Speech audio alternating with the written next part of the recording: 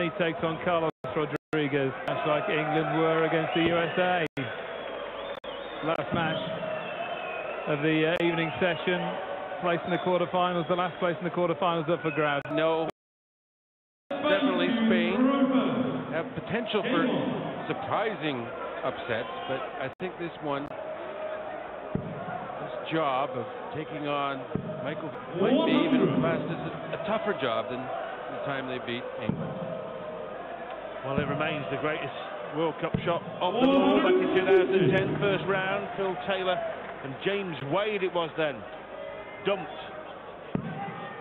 out of the tournament by Alcinas and Rodriguez. But it's a doubles game, first to six, losers throwing first after every leg as well. So there were a few advantages that they haven't got tonight, John.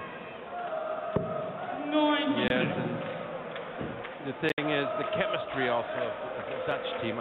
There's always a question when you get the really big names together, how's the chemistry going to be? Because they're often opposed to each other, and they're competing always for the accolades. So I don't think that was the best chemistry for England, and that Phil and James at the time, I don't think it did quite click, and that helped them then. And I think in this instance, you can see how the chemistry could be really good or bad with Michael and Raymond. But it seems to me they are clicking a little bit here. I think they're going to settle in. I think they were a bit embarrassed by the performance last year. They didn't seem to be fully focused, MBG and RBB, and I think they've determined to put it right this year. And there's a brilliant setup by Van Gerwen to leave 8-8 when he comes back. Like a rocket, Van Gerwen. He's on the 13 dart leg potentially against the throw. It's an easy 8-8, or should be. Now it's 4-4.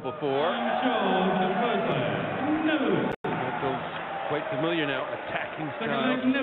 Aggressively goes to the board. He knows his numbers inside out. There's no pause for thought. He attacks, and it's a really good style when it's working. Familiar style, as you rightly say, John, but unfamiliar attire. Still doesn't look quite right, does he, in orange and black, away from his normal garish green garb. 60. Well, perhaps he should have opted for something along the lines of Wright or Whitlock and a green dome to compensate. My word. That would be scary. It would be. Maybe you could try that in the summer. Paint that gleaming globe green, Michael. There he is, the world champion. Well, for the most part, everyone else is green with envy at his achievements in the last year and a half. Too true.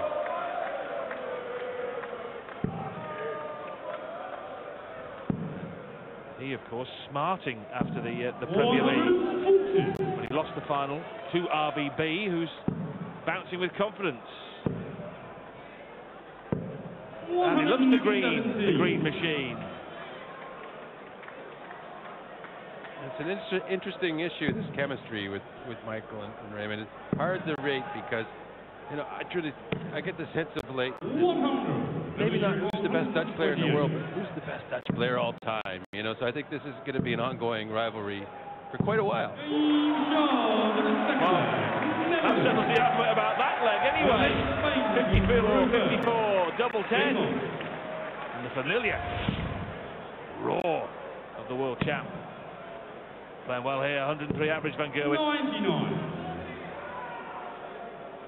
Just clicks so automatically. Just when he knows all the combinations. Just clock. And as an opponent, when the guy's proceeding at such a pace and aggressively and connecting, it really does take your breath away a bit and leaves you wondering what to do, and there's not much you can do. Very difficult to slam of Michael Van Gerwen. It's a slack visit. Yeah, but with the pace it maintains, he'll be back at the board again, and no doubt with 2 trebles, good trebles. So it still maintains the relentless aspect to the opponent, in this case, Gerwen-Alcinas. 100.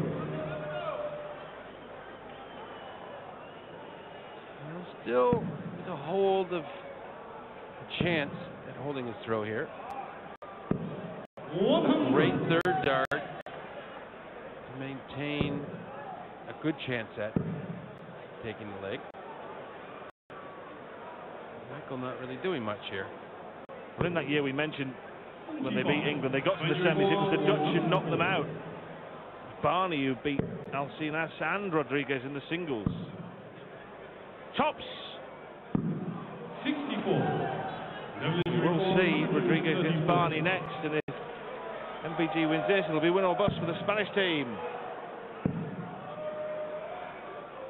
There must have been a slip there because such a perfect dart. 180.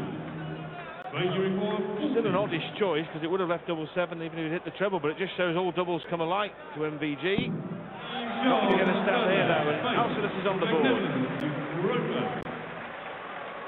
Nice cool finish there from the Spaniard. 140.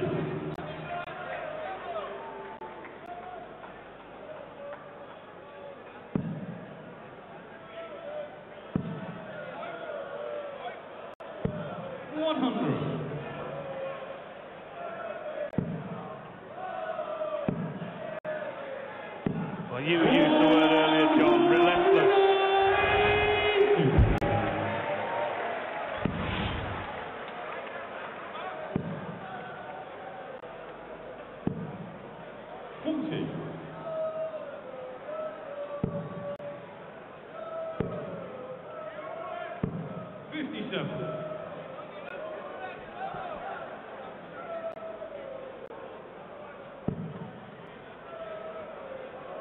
Seen a 1-2-8 already from MVG. That was in the second leg.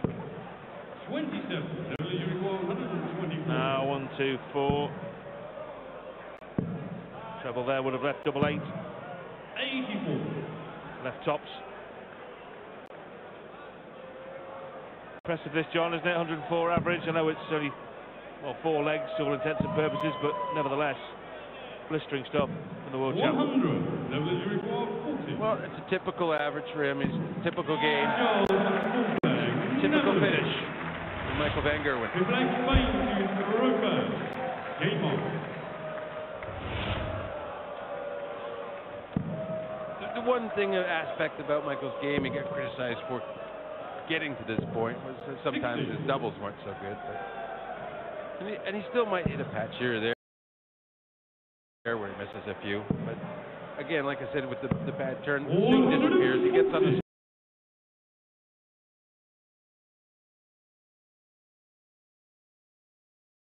scoring runs, and he soon gets the finishing back.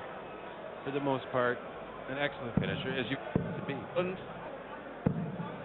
top half, it's England against South Africa and Wales against Australia. Michael's very emotive. When he has a bad turn, he might flail his hands and show disgust. But 197.